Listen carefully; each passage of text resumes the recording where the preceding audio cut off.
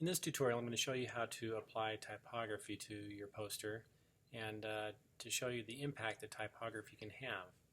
Now, if I have my quote and I just put it on here in just ordinary type with just ordinary color, yeah, it does have a little bit of an impact. But I want to show you what can be done with really paying attention to the typography and how it looks. Let me show you this. This is kind of a close to finished product. But it shows the impact that the typography can have when you lay it out in a certain way. Now, in order to show you how this is done, let me take this and just move this off to the side here. I'm going to refer to it occasionally. I'm just going to set it up here. Also move that over too. And then turn on my typography tool here. Okay, so now I have my text here. Now I know that my text is going to fit inside of a text box that's a little bit bigger, so I just enlarge the text box a little bit. And I need to decide on a font. Now for the main font, you know, this quote was given during a time of war, you know, and it's about fear and trying to get the country strengthened to take on, you know, the Japanese and the Germans after Pearl Harbor. And so, you know, there's a lot of strength in these words. So I wanted to find a font that was really strong and really heavy. And Impact is a very good font for this.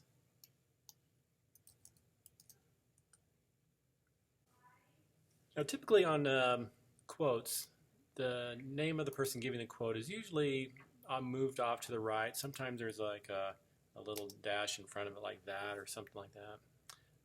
But the text, the main text, I really want to make much, much bigger. And I don't have to decide on the final size right now, but I do need to kind of get in the ballpark. I can size it a little bit later. But this is looking like a pretty good size. I think I'm going to go a little bit smaller with this font. And then I'm going to force a... let's do a soft return. I'm going to hit Shift Return, and it forces text down to the next line. The reason I do that is instead of just hitting Return is it keeps everything within the same paragraph settings, and that might be important later on. I'm going to increase the size of this font right here, and I want to do the same thing after the word fear. Do a Shift Return. Let's see, whatever size I used here, 120, I'm also going to use right here. And then the same thing for this part of it. Make that 120 also.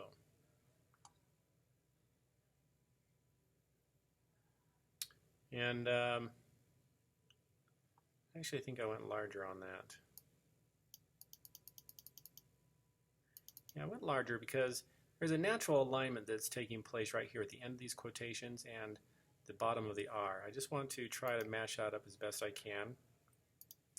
Now typically when we just lay text in here, generally this on large text or title text that has a couple lines to it, usually automatic spacing is not very good. So I'm going to come in here and adjust some of the leading. It's a character setting. Now since I have different sizes, the leading is going to be a little weird here, so I'm just going to put in a random number of, you know, 80 and keep increasing that. I'm just looking at the top two lines here. Keep increasing that till those feel comfortable. And then I'm going to click on just the bottom line and adjust the leading there until it feels like it matches. Because we have various sizes of text, it's not going to match up perfectly. Now, there's a little trick here I want to show you. I want to do what's called a hanging punctuation. This is where the punctuation, like the quotation mark, is outside of the flush line that's created with our text being aligned left.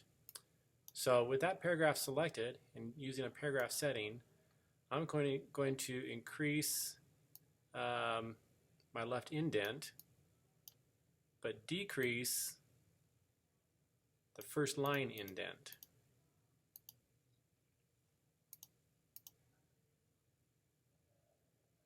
And then I think I'm going to make this a little bit smaller here. I want to lessen the impact of that word too. Okay, which means I'm going to have to I think I want to lessen the impact of this also. Make that 60. And again, I want to kind of line up. Well, I'm actually going to do a baseline shift. That's a character format. I'm going to move it up until the top of the dotted I is kind of lined up. Well, let me do that. Now I'm going to put an extra. I feel like this. Well, yeah, that might work out well right there. I'm going to decrease the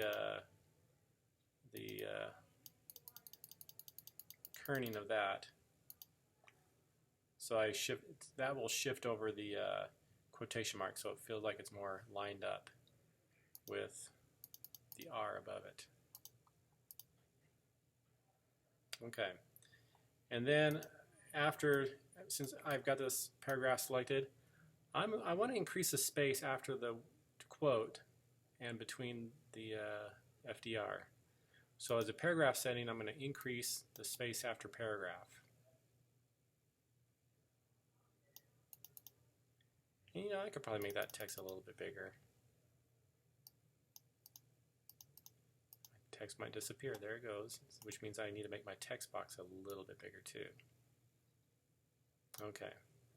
Now I'm going to close this box off so it feels like the Roosevelt is lined up with the fear. Or, yeah, that's probably good right there. Actually, I'd probably line it up with the strong vertical line of the R and that quotation mark. I may just visually line that up by adjusting the right indent. And that's going to be tricky. Well, let's see if that feels like it's more lined up. Yeah, that feels like it's lined up a little bit better. The important thing about doing stuff like this is always to make it feel like everything is lined up with something else. You don't want something to feel just completely random. Now I get to play around with some color. Now the base color of this artwork here is this color right here. But I do want to emphasize the word fear. And because the word fear is repeated, I want to repeat the effect of that color so those two words stand out a little bit more and build in some good contrast. Now I can certainly add a shape here, and I'm just going to highlight or put a shape right there. I'm going to change the color of that shape to, let's see what happens if I make that white. And then I can move it backwards, Command left bracket.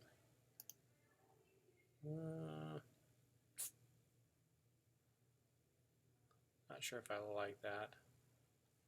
Let me go back to the way it was, where I have white text right here, and then use the dark maroon color right there. That might have more impact. Okay. Now, having seen that, I would probably make this box lined up with those letters, and then move in this text from the right even more.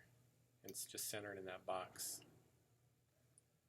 Maybe take out that little.